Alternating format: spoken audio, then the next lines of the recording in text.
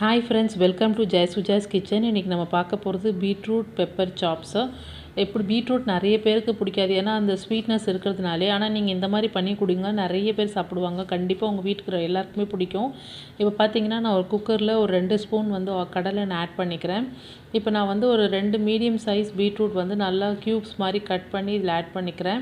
இந்த எண்ணெயில் கொஞ்சமாக இதை நல்லா வதக்கிக்கோங்க. ஏன்னா இப்போ இந்த யூஸ்வலாகவே பீட்ரூட்டில் மாதிரி ஒரு மண் வாசனை மாதிரி வரும். அது வராமல் தவிர்க்கிறதுக்காக தான் நான் கொஞ்சமாக எண்ணெய் ஊற்றி இதிலே நல்லா வதக்கிடுங்க. அப்போ அந்த ஸ்மெல் ஓரளவு உங்களுக்கு போயிடும். இது நல்லா மிக்ஸ் பண்ணி வதக்குனதுக்கப்புறமா ஒரு 1/4 ஸ்பூன் மஞ்சத்தூள் ஆட் பண்ணிக்கோங்க. அது கூடவே ஒரு 1/4 ஸ்பூன் கல்லுப்பு அதையும் ஆட் பண்ணிக்கோங்க. அப்புறமா சால்ட் நமக்கு இன்னும் தேவைன்னா நம்ம அப்புறமா கூட அதை எக்ஸ்ட்ரா பார்த்து ஆட் பண்ணிக்கலாம்.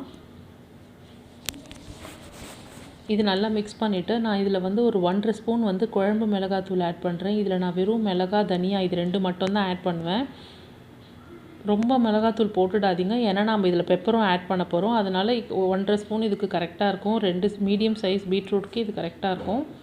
இது நல்லா மிக்ஸ் பண்ணி விட்டுடுங்க. அந்த காரம் ஃபுல்லாக அந்த பீட்ரூட்டில் இறங்கட்டும். அதனால் நல்லா மிக்ஸ் பண்ணிவிட்டு இது கூட நான் ஒரு 1/2 கிளாஸ் தண்ணி மட்டும் ஆட் பண்ணிக்கிறேன். ரொம்ப தண்ணி சேர்த்துடாதீங்க. தண்ணி சேர்த்துட்டிங்கன்னா காய் நல்லா வெந்து ஒரு மாதிரி குழன்னு வந்துடும். ஆனால் நீங்கள் ஒரு 1/2 கிளாஸ் விட்டிங்கன்னா இதை நீங்கள் சாப்பிடும்போது கண்டிப்பாக உங்களுக்கு அந்த க்ரன்ச்சினஸ் இருக்கும். அப்போது சாப்பிட்றதுக்கும் நல்லா டேஸ்ட்டாக இருக்கும்.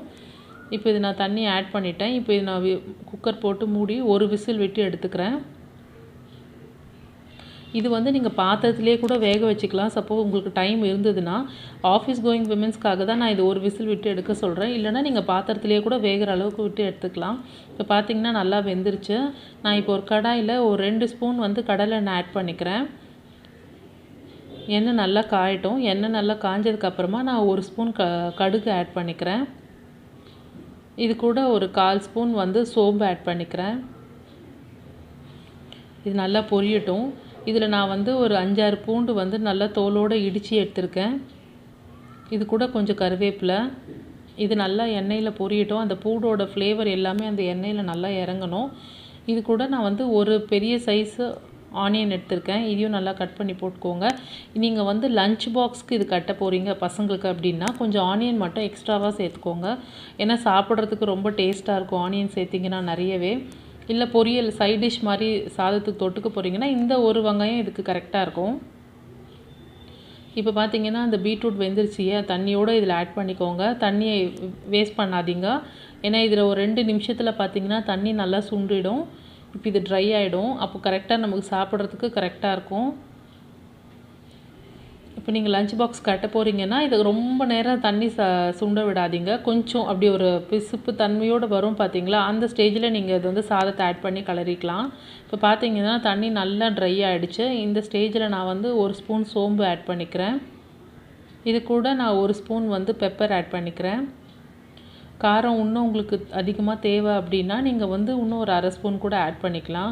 அது நல்லா டேஸ்ட்டாகவே இருக்கும். இப்போ ஒரு சாம்பார் ரைஸ்லாம் பண்ணுறீங்கன்னா நீங்கள் எக்ஸ்ட்ரா கொஞ்சம் காரம் போட்டுட்டு இது பண்ணிங்கன்னா செம்ம டேஸ்ட்டாக இருக்கும். உங்களுக்கு வேணும் அப்படின்னு நீங்கள் நினச்சிங்கன்னா இந்த ஸ்டேஜில் நீங்கள் கடைசியாக ஒரே ஒரு ஸ்பூன் தேங்காய் கூட போட்டு ஆட் பண்ணிக்கலாம். குழந்தைங்களுக்கு பிடிக்கும் அப்படின்னா கடைசியாக ஒரே ஒரு ஸ்பூன் தேங்காய் போட்டு ஆட் பண்ணிக்கலாம். யூஸ்வலாகவே பீட்ரூட் ரொம்பவே நல்லது. அதே மாதிரி வெயிட் லாஸ்க்கு ஹெல்ப் பண்ணும். அண்ட் பிபி இருக்கிறவங்க கூட இது சாப்பிட்டா பிபி கம்மி பண்ணுறதுக்கும் ரொம்பவே ஹெல்ப்ஃபுல்லாக இருக்கும். அதே மாதிரி இது ப்ரெக்னென்ட் விமென்ஸ்லாம் நிறையவே ப்ரிஃபர் பண்ணி சாப்பிட்ணும். ஏன்னா பிளட்டுக்காக இது ரொம்பவே ஹீமோக்ளோபின் இன்க்ரீஸ் பண்ணுறதுக்கும் ரொம்பவே ஹெல்ப்ஃபுல்லாக இருக்கும். கண்டிப்பாக நீங்கள் இதை வீட்டில் ட்ரை பண்ணி பாருங்கள். உங்களுக்கு பிடிச்சிருந்தால் லைக் பண்ணுங்கள், ஷேர் பண்ணுங்கள் அண்ட் சப்ஸ்கிரைப் பண்ணுங்கள். தேங்க்யூ.